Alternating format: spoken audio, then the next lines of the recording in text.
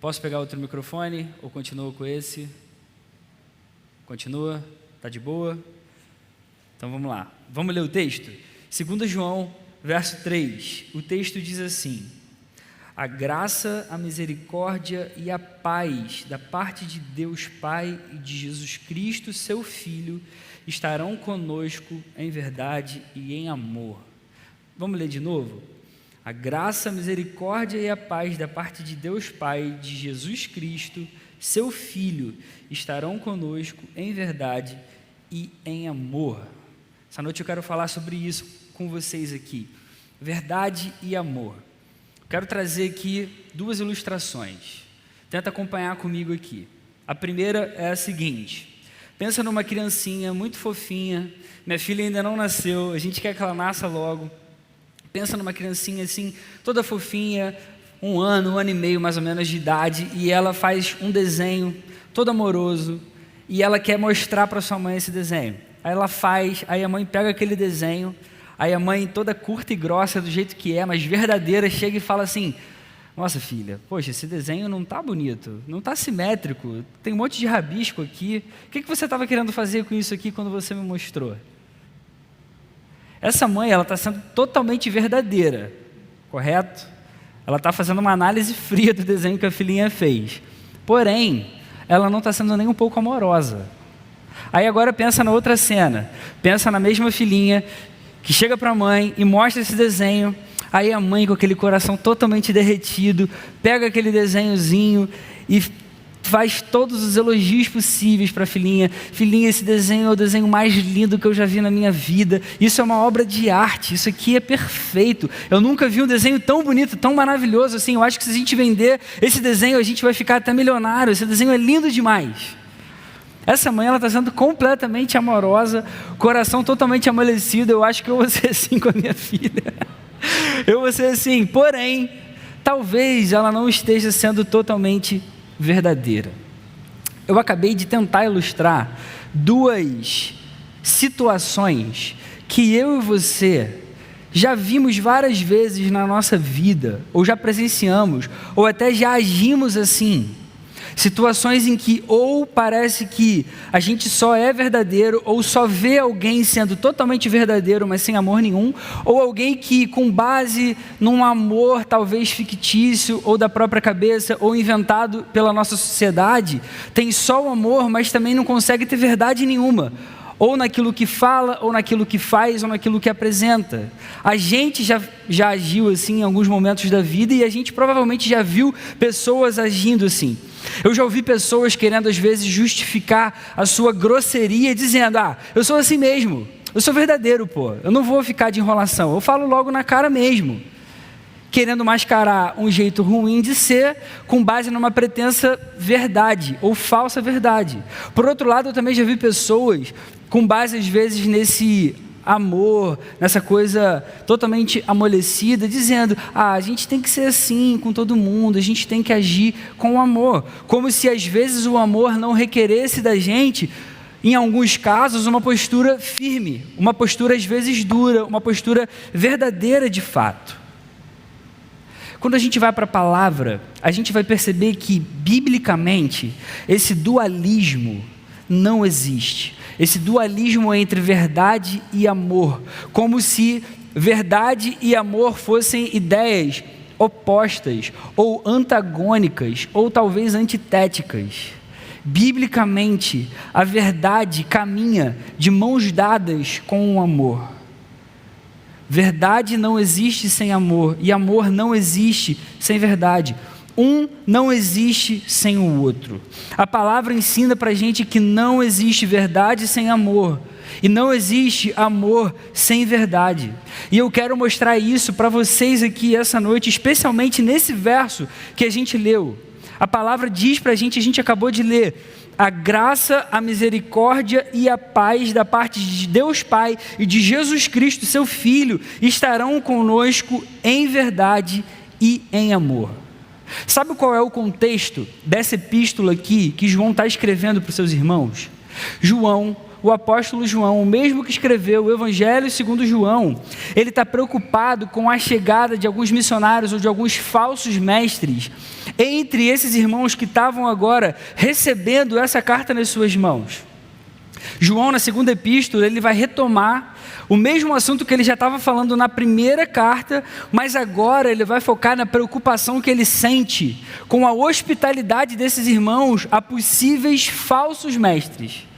Possíveis pessoas que talvez entrassem no meio desses irmãos trazendo um falso ensino a respeito de um evangelho falso, de um evangelho enganoso. Repara, João em momento nenhum ele é contrário à hospitalidade, tanto que quando você lê a terceira epístola, ele vai falar sobre isso, que nós como cristãos temos que ser hospitaleiros, mas aqui na segunda carta, ele está querendo ser contrário a esses falsos mestres. Quando a gente fala de falso mestre, de falso ensino, de falso evangelho, ele vai advertir os seus irmãos duramente. Ele vai ser aqui intenso contra esses irmãos. Não é para receber falso mestre na casa de vocês. Não receba nenhum desses na sua casa. Se você ainda está com a sua Bíblia aberta em 2 João, olha os versos 9, 10 e 11 aí comigo.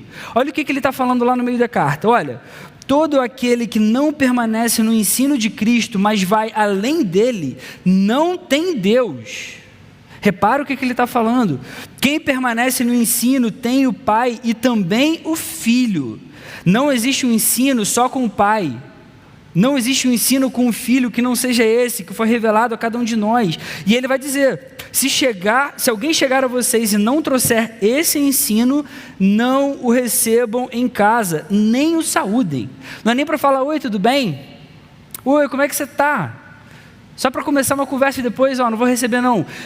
Não é nem para saudar, pois quem o saúda torna-se participante das suas obras malignas. Olha a profundidade do que está acontecendo aqui. Deixa eu tentar te dar um panorama para você entender com um pouco mais de profundidade aqui. Nesse tempo, com o estabelecimento e a consolidação do Império Romano, as viagens entre as cidades e os territórios naquela região ficou muito mais fácil. As viagens ficaram mais fáceis e mais seguras. Elas foram facilitadas pelas estradas que o Império Romano construiu entre esses territórios que ele dominava e ao mesmo tempo tinha aquele período da Pax Romana. Você já deve ter estudado isso nas aulas lá de História. A Pax Romana era mantida pelo Império Romano. Então as estradas foram facilitadas, de fato, elas foram construídas e existia uma certa paz, uma certa segurança. Tanto que no primeiro século, o rápido crescimento do evangelho entre aqueles irmãos aconteceu até devido a esse contexto aqui, de estradas e de uma possível segurança. Só que aí pensa, onde os cristãos que estavam em viagem ficariam quando eles chegassem nesses lugares? Há muito tempo atrás, beleza? Não existia hotel como tem hoje. Se eu for visitar, por exemplo, uma cidade lá no sul, eu vou procurar um hotel, se uma igreja convidar, eu for lá falar com aqueles irmãos e conhecer irmãos de outras igrejas no sul do nosso país. Vai ter um hotel, eu vou conseguir me hospedar lá. Mas naquele tempo, as poucas hospedagens que tinham eram mal vistas pelas pessoas, porque elas tinham muita prostituição. Na maioria das vezes, os viajantes paravam ali e usavam aquelas prostitutas que ficavam ali, eram lugares sujos, mal vistos. Se um cristão chegasse num desses lugares viajando ou a negócio, ou mesmo pelo próprio evangelho para fazer missões e ficasse numa hospedagem assim, ele seria mal visto pelos seus irmãos. Então era muito comum nesse tempo que os irmãos recebessem os irmãos que estavam em viagem. Quando um crente, um cristão, alguém que cria em Jesus, que era convertido, estava em viagem, ou a negócio mesmo, ou pelo próprio evangelho, chegava num lugar desses, era muito comum que os irmãos da igreja desse local recebessem esses crentes. No Novo Testamento a gente vê muito esse costume. Paulo, por exemplo, nas viagens missionárias, ele foi hospedado por Lídia em Filipos, por Jason lá em Tessalônica, por Gaio em Corinto, Filipe lá em Cesareia, pelo chipriota Mnasson lá em Jerusalém. Paulo fazia muito isso aqui. Só que essa hospitalidade, ela tinha também um risco. Ela estava sujeita a alguns problemas. Por quê? Porque muitos falsos mestres usavam esse argumento, diziam que eram cristãos e eram muitas vezes hospedados por cristãos que receberam o evangelho verdadeiro dos apóstolos. Eles creram naquele evangelho. Só que esses falsos mestres se diziam cristãos e começavam a colocar outros ensinos quando eles eram recebidos. E isso era perigosíssimo. Você vai ver que Paulo vai combater isso em várias cartas. João aqui está combatendo isso nas suas cartas. Você vai ver que Pedro vai combater isso. Vários outros escritores do Novo Testamento, eles ficam irados com isso, com esses falsos pregadores, falsos mestres, até muitas vezes falsos profetas que chegavam nesses lugares falando: eu sou cristão também, igual você, me recebe aí, recebia. E ele começava a falar: olha, esse evangelho é assim, mas você também precisa fazer tal coisa, mas você também precisa observar esse conceito judaico aqui, não deixe isso de lado não e tal. Deu para perceber o que está acontecendo? No caso aqui dessa epístola em João, parece que o problema era até um pouco pior e mais profundo, porque pode ser que esses falsos mestres tivessem saído da própria igreja a qual João agora está escrevendo. Se você ler a primeira carta de João, capítulo 2, verso 19, leia comigo. Volta um pouco antes aí na sua Bíblia, 1 João, capítulo 2, verso 19, João vai dizer assim para os seus irmãos: olha, esses falsos mestres, esses enganadores, saíram do nosso meio, mas na realidade eles nem eram dos nossos, porque se eles fossem dos nossos, eles teriam permanecido conosco. Então João está querendo combater esses caras aqui, que saíram do meio deles, mas que agora estavam distorcendo o verdadeiro evangelho. Muito provavelmente eles iam de cidade em cidade, levando esse ensino errado, distorcido do evangelho, para essas comunidades cristãs que se reuniam nas casas ali naquele tempo. Essas igrejas, essas casas, precisavam ser advertidas. E é isso que João agora está fazendo. A gente vai ver que, por exemplo, a segunda carta de João, ela é muito parecida com a primeira carta, do ponto de vista do tema que João vai abordar. João vai falar na primeira também muito sobre isso, amor e a encarnação de Jesus. Essa é a verdade a qual João se refere. Ele vai falar: amem-se uns aos outros, esse é o mandamento que Deus nos deu, é isso que Jesus ensinou, mas vocês nunca deixem a verdade de lado. Qual é a verdade? A encarnação de Jesus. Ele veio em carne e osso. A gente vai ver que João vai falar isso na segunda carta. Enquanto a primeira carta foi escrita para guardar a igreja em segurança no verdadeiro ensino, para falar para essa igreja: olha, vocês receberam a verdade de fato, a gente está caminhando na verdade, não esses falsos pregadores.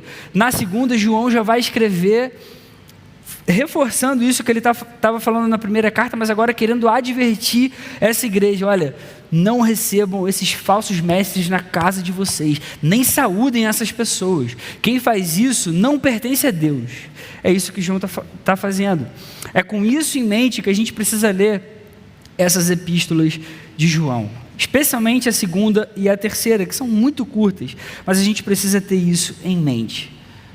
Em resumo, o apóstolo está querendo combater esses falsos ensinos com toda a força, com toda a intensidade do seu coração.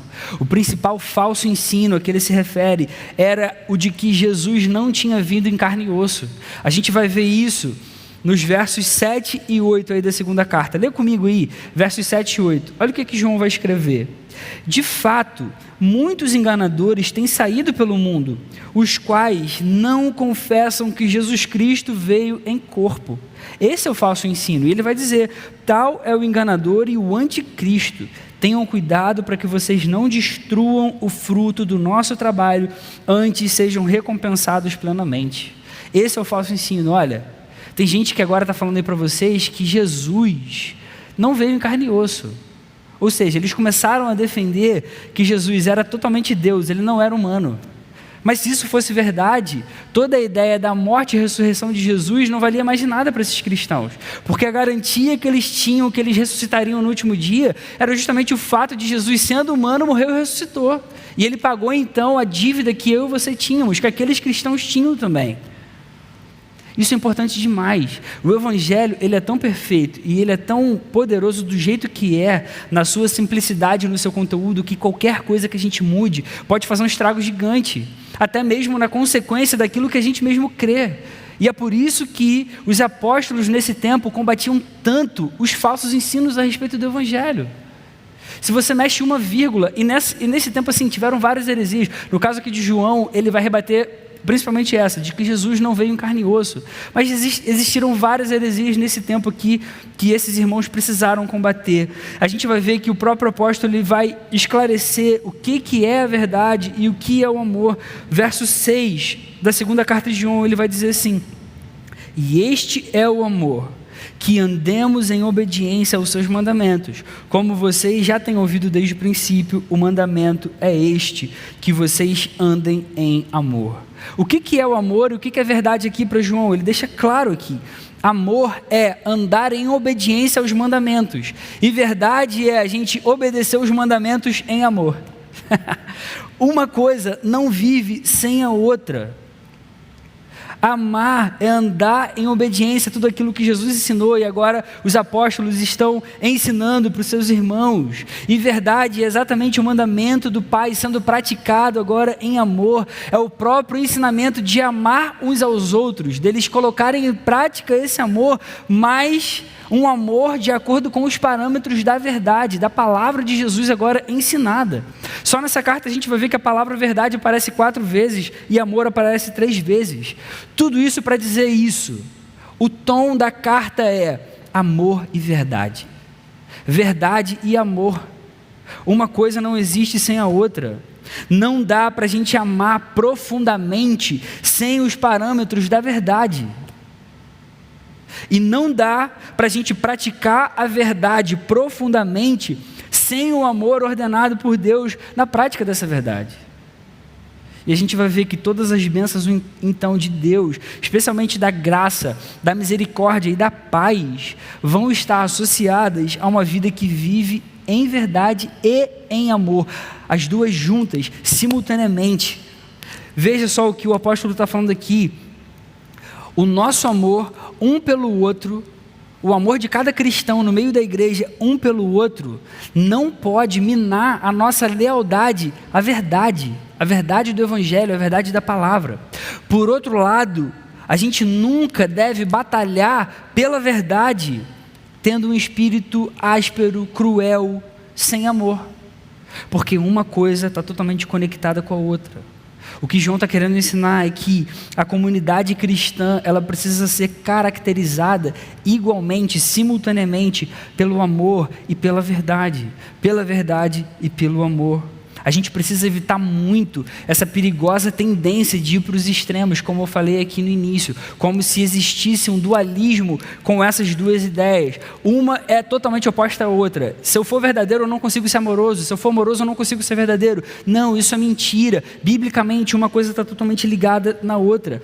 A gente não pode ter nem aquele amor amolecido, sem a força da verdade, sem os parâmetros da verdade. Mas, por outro lado, a gente também não pode viver uma verdade totalmente dura sem a suavidade do amor. A gente precisa viver de acordo com a palavra, que ordena que a gente ame um ao outro, mas a gente também precisa defender com todo o nosso coração a verdade com todo o amor. E diante disso eu queria destacar 3 lições que esse trecho traz para a gente. Em primeiro lugar, amor sem verdade não é um amor bíblico. Guarda isso no seu coração. Amor sem verdade não é um amor que a palavra nos ensina, não é um amor bíblico.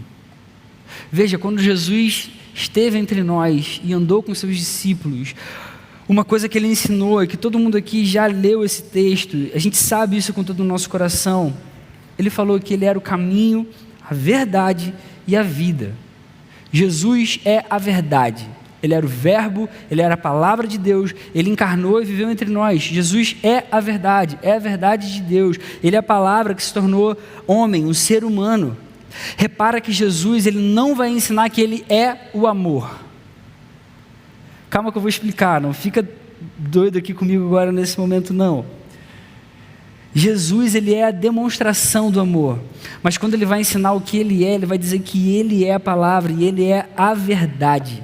Jesus, ele concretiza o amor do Pai, ele concretiza o amor do Espírito por cada um de nós e o amor do próprio Filho por cada um de nós. Ele é a demonstração do amor. Quando a gente vai para a palavra e aprende que Deus é amor, esse Deus que é amor é o Deus Trino.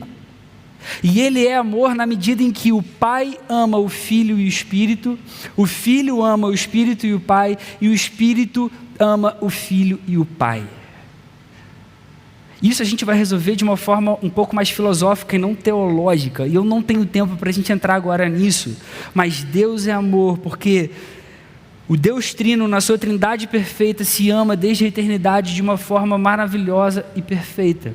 Por isso que Deus é amor. Mas quando a gente vai falar de Jesus, do Filho, Ele é a verdade.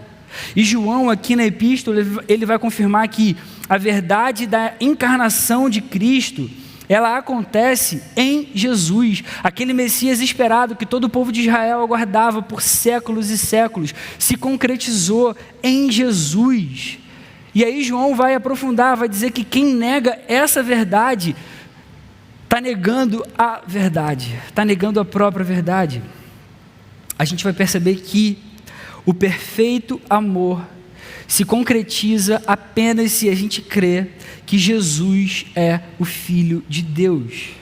Sabe por quê? Porque a gente só vai conseguir entender o amor perfeito, em que Deus envia o seu único Filho para dar a própria vida por mim e por você, pelos seus eleitos, se a gente crê de verdade que Jesus é o Filho. Se o perfeito amor é o fato de Jesus ter dado a própria vida, pelo fato do Pai ter enviado o seu único Filho por nós, eu e você só vamos viver esse amor, só vamos crer nesse amor, só vamos receber esse amor se nós crermos, na verdade, de que Jesus é o Filho. Se a gente quebra essa verdade, todo esse amor perfeito também é quebrado. Sabe quando dizem por aí, o que importa é o amor? O que importa é o amor. Poxa, eu fiz de tal forma, eu agi de tal jeito, eu fiz assim ou assado, porque o mais importante é o amor, a gente tem que demonstrar o amor um pelo outro, não necessariamente. Se a gente falar só do amor, o amor sendo encerrado em si mesmo, isso está errado. Porque amor sem verdade não é o amor bíblico. Quando a nossa sociedade tenta glorificar um amor desprovido de verdade, um amor que não tem a verdade bíblica, os padrões da verdade ensinados por Jesus, esse tipo de amor não é o amor que alegra o coração de Deus, não é o amor que Deus quer que eu e você tenhamos, uns pelos outros e pelos que ainda não conhecem Jesus. Deus é amor, como a gente falou aqui, mas Deus não é qualquer amor. Deus é o amor perfeito, é um amor totalmente claro e explicado pela verdade da palavra em Jesus. Tanto que João vai enfatizar o que ele entende a respeito desse amor. O verso 6 que a gente leu aí da segunda carta.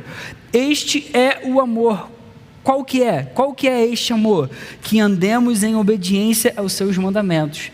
Se eu e você queremos amar com um amor verdadeiro bíblico, a gente precisa amar obedecendo aos mandamentos do nosso Pai, obedecendo aos mandamentos do nosso Senhor e Salvador.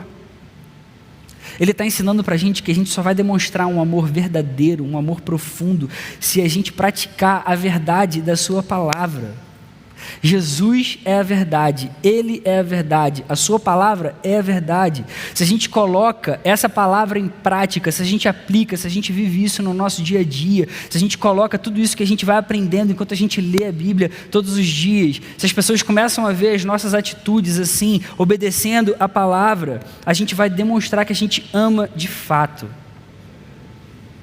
No nosso dia a dia, na prática, a gente vai ver que isso tem desdobramentos que são totalmente profundos. Eu vou tentar citar alguns para você tentar entender o que eu estou falando. Por exemplo, eu só vou amar a minha esposa de verdade se esse amor que eu tenho por ela tiver como padrão os parâmetros do Evangelho. Não adianta eu demonstrar um pretenso amor, por mais que eu tente ser cordial, por mais que eu tente ser pacífico ou manso, se esse amor não tiver como parâmetro os parâmetros do Evangelho, da verdade revelada de Jesus.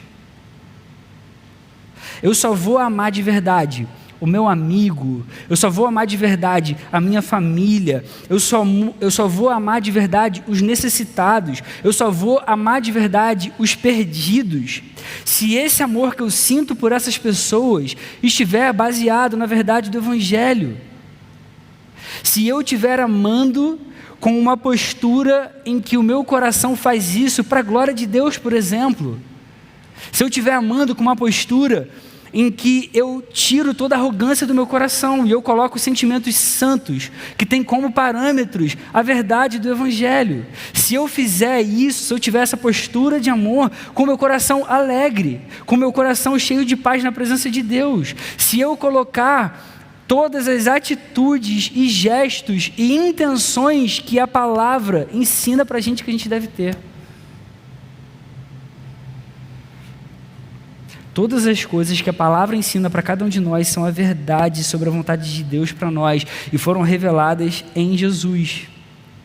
O nosso amor só vai ser um amor bíblico, verdadeiro, profundo, quando o nosso amor estiver submisso, tiver como parâmetro, como estrutura, tudo aquilo que a palavra ensina para a gente como verdade. Sabe quando a gente prefere não tocar em alguns assuntos lá fora, que a palavra considera explicitamente como pecado, só para que a gente não fique indisposto com alguma outra pessoa, só para que a gente não fique mal visto pela sociedade ou pelos nossos amigos, sabe, com aquela falsa preocupação de, não, eu não quero afastar a pessoa, não vou falar sobre isso não vou tocar nesse assunto não, para não afastar. Quando a gente age assim, a gente está agindo sem amor.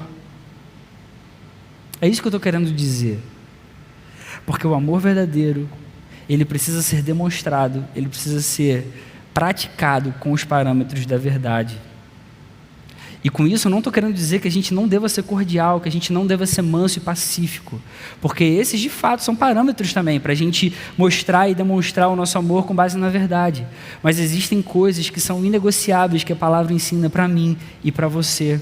Amor sem verdade não é o amor bíblico. A gente precisa de cordialidade, de mansidão em vários momentos, mas a gente não pode nunca negociar a verdade de Jesus. Jesus é a verdade, a sua palavra é a verdade, tudo que vem dele é a verdade. Qualquer tipo de amor sem essa verdade não é um amor que agrada a Deus, não é o amor bíblico. Mas a gente tem também, em segundo lugar, a segunda lição. Verdade sem amor também não é verdade bíblica. Verdade sem amor não é a verdade bíblica. Se o amor sem a verdade não é um amor bíblico, o contrário também é verdadeiro. Verdade sem amor não é a verdade bíblica. Paulo vai ensinar isso aos seus irmãos em Corinto. Lá em 1 Coríntios capítulo 13, os 3 primeiros versos. 1 Coríntios capítulo 13, versos 1, 2 e 3, Paulo vai escrever: ainda que eu fale a língua dos homens e dos anjos, se não tiver amor, serei como o sino que ressoa ou como o prato que retine. Cara, ainda que eu fale, que eu tenha dom de falar em língua, com línguas angelicais, maravilhosas, se eu fizer isso sem amor, eu serei como um sino que ressoa, eu serei só um barulho. Eu vou ser só um barulho que não diz nada, que não tem nenhuma definição, que não mostra nada, que não leva a lugar nenhum. Eu serei isso.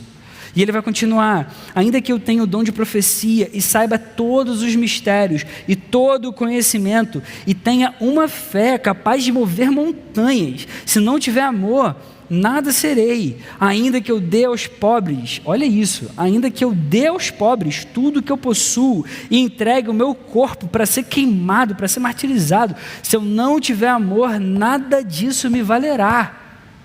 O que o apóstolo agora está ensinando é o oposto, para a gente aprender a viver no equilíbrio entre verdade e amor. Ele está dizendo: olha, de nada adianta a gente saber tudo a respeito da palavra, a gente ser um teólogo brilhante, com doutorado, saber tudo a respeito das coisas de Deus. De nada vai adiantar a gente ter dons espirituais, de nada vai adiantar a gente ser aparentemente totalmente santo na frente de todo mundo, de nada vai adiantar a gente ser caridoso, de nada vai adiantar a gente ter uma fé que move os montes, se a gente fizer tudo isso sem um amor que agrada a Deus. E qual é o amor que agrada a Deus? É o que a gente falou aqui no primeiro ponto. A gente precisa aprender que todos os nossos sentimentos, todos os nossos afetos, todas as nossas intenções, aquilo que a gente deseja, aquilo que a gente quer, precisam ser realmente sinceros e submissos à palavra de Deus, enquanto a gente crê e pratica a verdade do Evangelho. É isso que significa colocar o amor naquilo que a gente crê, na verdade. Isso no dia a dia vai mostrar para a gente que não adianta a gente falar de Jesus para as pessoas se a gente não amar esse Jesus que a gente está querendo proclamar para as pessoas. Não adianta a gente querer dons espirituais se a gente for utilizar esses dons sem os parâmetros da verdade, para benefício próprio, se não for para a gente usar esses dons para o benefício da igreja, do corpo. Não adianta a gente ter um ministério frutífero se esses frutos forem para a nossa autoglorificação. Todas as verdades bíblicas continuam sendo verdades bíblicas, mas a nossa prática dessas verdades precisam estar acompanhadas necessariamente de amor verdadeiro, amor sacrificial, amor altruísta, como o amor de Cristo. O clássico texto que todo mundo conhece, de João 3,16, diz: porque Deus tanto amou o mundo, que deu o seu Filho unigênito, para que todo que nele crer não pereça, mas tenha vida eterna. Esse texto mostra para a gente o padrão do amor de Deus, o amor que eu e você somos chamados a imitar. É um amor que se entrega, é um amor que se sacrifica, é um amor perfeitamente altruísta, é um amor que salva, é um amor que livra da morte. E isso aqui também vai trazer para a gente desdobramentos no nosso dia a dia, na nossa vida. Por exemplo, eu só vou conseguir ser verdadeiro com a minha esposa de verdade, eu só vou conseguir construir um casamento frutífero, verdadeiro, com base nos padrões da verdade, um casamento abençoado por Deus, se eu tratar a minha esposa com o amor com que Jesus trata a sua igreja, um amor sacrificial, um amor que se entrega, um amor que abre mão. Sacou? Esse é o amor que a gente tem que ter de acordo com a palavra. A gente só vai conseguir ter amigos verdadeiros se nós tratarmos esses amigos com todo o amor, com um amor que é intencional, com um amor que se importa, com um amor que investe tempo, com um amor que se doa, com um amor que se preocupa. Você quer ter amigos verdadeiros que se importam com você, que vão te ajudar em todo momento? Você precisa amá-los também, com todo o seu coração.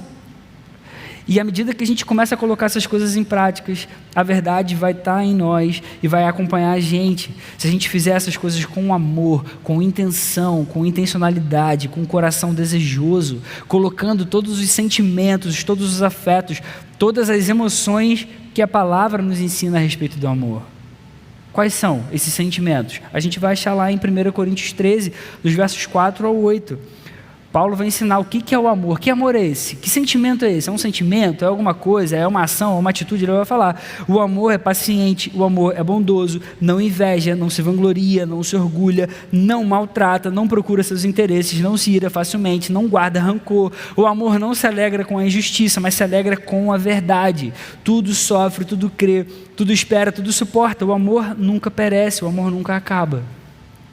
Esse é o parâmetro. Eu fico imaginando que ele estava assim, como que eu vou explicar o que é o amor? Como eu não tenho uma palavra para explicar, deixa eu escrever um monte de coisa aqui, vamos ver se de repente essa igreja vai entender o que é o amor verdadeiro. Aqui a gente percebe e entende e aprende quais são as atitudes e sentimentos e afetos e emoções que a palavra vai ensinar para a gente a respeito do amor verdadeiro, que são esses: é ter paciência, é ter amabilidade, é ter bondade, é não se invejar, é não se vangloriar, é não procurar o próprio interesse, é não ser egoísta. O amor verdadeiro, ele não é egoísta, é um amor que não se ira facilmente, não guarda rancor, não se alegra com a injustiça. Com o que ele se alegra? Com a verdade, porque verdade e amor estão sempre juntos, de acordo com os parâmetros bíblicos. O amor verdadeiro, ele vai se alegrar com a verdade. O amor que Deus tem por cada um de nós é esse, é um amor perfeito, sem falha nenhuma. Jesus amou cada um de nós com esse amor aqui, com amor paciente, bondoso, sem inveja, sem vanglória, que não se orgulha, com todas essas coisas que a gente leu aqui no texto. Tudo isso para dizer, para a gente aqui essa noite, qualquer tipo de verdade, sem esse amor aqui, não é verdade que Deus quer da nossa vida. Terceira lição, a gente vai ver que a graça, a misericórdia e a paz da parte de Deus sempre estarão sobre aqueles que vivem na verdade e no amor juntos, simultaneamente, entendendo que verdade não se separa do amor e amor não se separa da verdade. Amor não é amor sem verdade, e verdade não é verdade sem amor. João deixa claro aqui que as bênçãos da graça, da misericórdia, da paz que vem de Deus só vão fazer sentido para aqueles cristãos que entendem a necessidade de viverem na verdade e no amor juntos.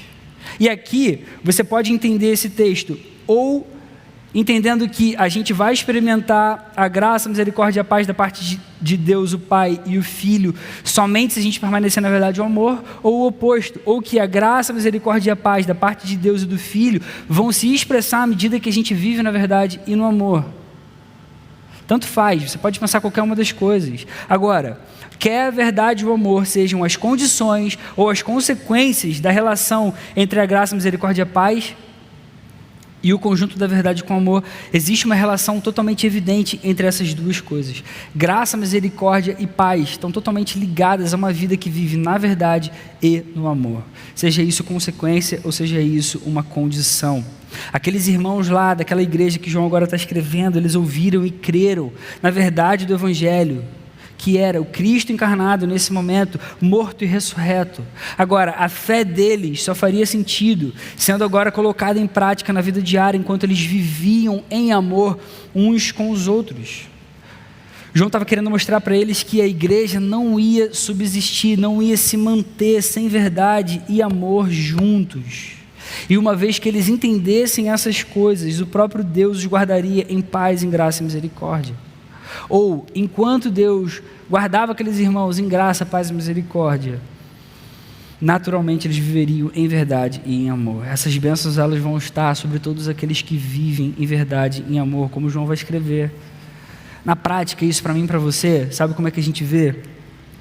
Se a gente luta contra todo o pecado, com todo o nosso coração, obedecendo à verdade em amor, entendendo os parâmetros de Jesus para nós e colocando nossas intenções, nosso coração, nossa vida de verdade, verdade e amor, a gente vai conseguir vencer, porque a graça, a misericórdia e a paz de Deus, Pai e Filho, estarão sobre nós. Isso é maravilhoso e é profundo demais. Isso significa que se nós nos levantarmos contra a maldade que existe no mundo, obedecendo à verdade, em amor, entendendo que existem parâmetros que agradam a Deus, que estão no coração de Deus, e fazendo isso com intenção, colocando os sentimentos nisso, querendo isso, desejando com todo o coração, a gente vai agradar a Deus de fato. E a graça, a misericórdia e a paz do Pai e do Filho estarão sobre as nossas vidas. Se a gente buscar viver uma vida em santidade, se a gente ajudar os nossos irmãos, se a gente ajudar os necessitados que estão precisando de ajuda, se a gente permanecer firme, se a gente mantiver a chama do verdadeiro evangelho acesa no nosso coração, e se a gente fizer tudo isso mantendo o amor bíblico, que deseja agradar a Deus, que tem intenção de agradar a Deus, que quer agradar a Deus, que coloca os sentimentos, emoções e afetos nisso, e busca viver para a sua glória, a graça, a misericórdia e a paz de Deus vão estar sobre nós. Isso é maravilhoso. A graça, a misericórdia e a paz da parte de Deus sempre vão estar sobre aqueles que vivem na verdade e no amor juntos, em todo o tempo. Entendendo que existem parâmetros, existe algo que é perfeito, dado por Deus para cada um de nós, que é a sua revelação, que é a sua verdade. Mas precisa também colocar coração, desejo, intenção, emoção, sentimento, querendo isso com toda a vida. É assim que Deus ensina a gente a viver. E como que a gente aplica então tudo isso que a gente está aprendendo aqui? Em primeiro lugar, a gente precisa crer na verdade sem abandonar o amor bíblico. Creia na verdade sem abandonar o amor bíblico. Queridos, amem a verdade revelada de Jesus. Essa verdade é incrível. Foi essa verdade que salvou a nossa vida. Foi essa verdade que deu sentido para a nossa existência. Foi essa verdade que salvou o nosso coração. Por nós crermos nessa verdade, nós somos salvos. Essa obra de Deus no nosso coração é imensurável, ela é inexplicável, ela é incrível. Essa é a verdade. Jesus é a verdade, a sua palavra é a verdade. Agora, isso não vai agradar a Deus se não for acompanhado do amor bíblico. Como Paulo escreveu, ter fé, ter dons espirituais, ter uma aparência cristã na frente dos outros, sem amar verdadeiramente, não funciona. Amor requer atitude paciente, atitude bondosa, atitude que demonstra virtudes, com sentimentos cristãos, com um desejo profundo de agradar a Deus, que tem um perfeito amor, ou melhor, que é o perfeito amor. A gente precisa crer na palavra da verdade, no Evangelho de Jesus Cristo e ir até as últimas consequências por Jesus, pelo reino, mas isso necessariamente precisa ser acompanhado de uma intenção profunda do coração, de amor verdadeiro, de desejo, de prazer por viver para a glória dele. Então, quando você servir aqui nesse lugar, faça isso com amor, coloca o seu desejo, coloca a sua intenção. Quando você vier para cá orar, venha com desejo, tenha prazer na presença de Deus. É assim que a gente precisa viver. Esse é o amor bíblico. Quando você fizer qualquer outra coisa fazendo para a glória de Deus, faça isso com alegria, faça isso com prazer, colocando seus sentimentos, suas intenções, suas emoções nisso.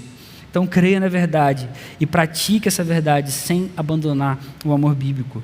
Mas em segundo lugar, ame também sem abandonar a verdade bíblica.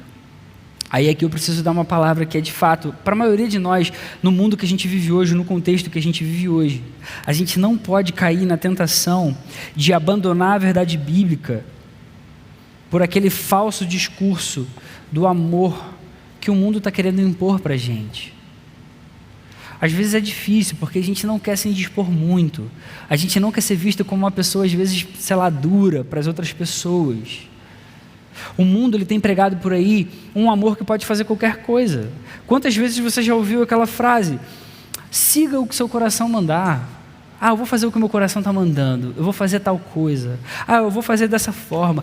O importante é ser feliz, porque eu quero amar verdadeiramente. E assim a nossa sociedade tem criado um ídolo do amor, mas um amor que só serve para dar vazão para todos os desejos pecaminosos do nosso coração. Porque com base nesse falso amor, a gente se entrega para todos aqueles desejos sujos que existem no fundo da nossa alma.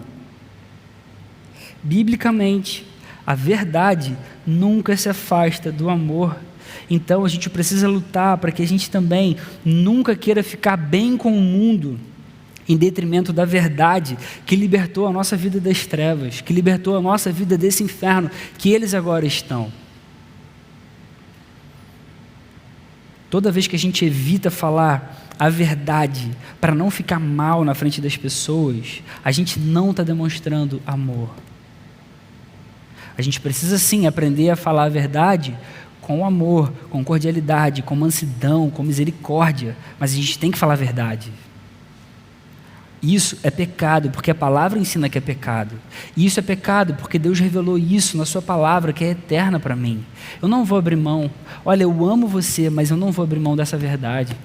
Olha, se você quiser continuar a seguir com essas práticas que desagradam ao meu Deus, ao meu Salvador, cara, não conta mais então comigo, beleza? Porque eu quero te amar, mas eu tenho um limite, que é a verdade do nosso Salvador, que é o parâmetro perfeito e santo que Deus colocou para cada um de nós. Vale muito mais a gente agradar antes a Deus do que as pessoas, com esse falso discurso de, eu estou amando, não necessariamente. É isso que a palavra está ensinando para a gente. Ame e demonstre amor, sem nunca abandonar a verdade bíblica. E finalmente, a gente pode contar com a graça, a misericórdia e a paz de Deus, enquanto a gente lutar para viver uma vida na verdade e no amor. Queridos, enquanto a gente lutar para viver na verdade, no amor, a gente vai sempre poder contar com a graça, a misericórdia, a paz de Deus. E essa graça, essa misericórdia e essa paz de Deus vão sempre cobrir a nossa vida, sempre vão encher o nosso coração, sempre vão guardar a gente, sempre vão livrar a gente do mal, enquanto a gente estiver lutando para viver na verdade e no amor. Essa é a beleza de tudo isso que a gente está ouvindo aqui essa noite. Essa é a beleza e é a maravilha da verdade e do amor. Uma coisa não se mantém sem a outra, uma coisa não é verdadeira sem a outra, uma coisa não é amorosa sem a outra. E Deus quer que a gente viva a sua verdade no seu amor, em equilíbrio. O que Deus quer de cada um de nós é equilíbrio, nunca abandonando uma em detrimento da outra, nunca querendo ser amoroso demais, abrindo mão da verdade, mas nunca também querendo mostrar a verdade a todo custo, abrindo mão do amor. É isso que Deus quer de cada um de nós. Eu quero concluir dizendo isso, que a palavra ensina para a gente que Jesus é essa verdade e nele a gente conhece o perfeito amor. Deus amou o mundo de uma forma tão incrível, tão profunda, tão inesquecível, tão inesperada, que Ele deu o seu único Filho, para que todo aquele que viesse a crer nesse Filho encarnado, que era o próprio Deus e era totalmente humano, cresce, tivesse a vida eterna. Viver na verdade e no amor é viver diante de Jesus, crendo na sua vida, crendo na sua obra, crendo na sua graça, crendo no seu poder que pode salvar cada um de nós. Ele é o Filho de Deus maravilhoso, Ele é essa verdade e Ele demonstra esse amor por cada um de nós. Se a gente quiser viver na verdade e no amor, a gente precisa viver na presença de Jesus todos os dias da nossa vida. E você pode ter certeza que você vai poder contar com a graça, com a misericórdia e com a paz desse Deus, que é gracioso, que é cheio de misericórdia e cheio de paz por cada um de nós. Amém? Senhor, muito obrigado pela sua palavra, Senhor, que ensina para a gente coisas tão maravilhosas e profundas, Senhor. Ajuda a gente a se aproximar da tua presença, a querer mais e mais do Senhor. A gente precisa de você, Senhor. Ajuda a gente a amar a tua verdade e ajuda a gente a viver a sua verdade em amor de verdade, Senhor. Ajuda a gente a entregar a nossa vida, porque a gente entendeu que você é a coisa mais especial e preciosa que a gente tem no nosso coração. Ajuda a gente a entregar, Senhor, todo o nosso ser para demonstrar esse amor perfeito e bíblico para o mundo que precisa do seu amor. E ajuda a gente a, enquanto vive em amor, a mostrar a sua verdade, que pode salvar, que pode trazer vida e cura para as pessoas que precisam de você, Senhor. Dá para a gente a tua sabedoria, enche a gente, como a sua palavra acabou de mostrar agora, enche a gente de graça, misericórdia e paz, e ajuda a gente a viver na sua verdade, no seu amor, para a sua glória, no nome de Jesus. Amém, Senhor. Amém.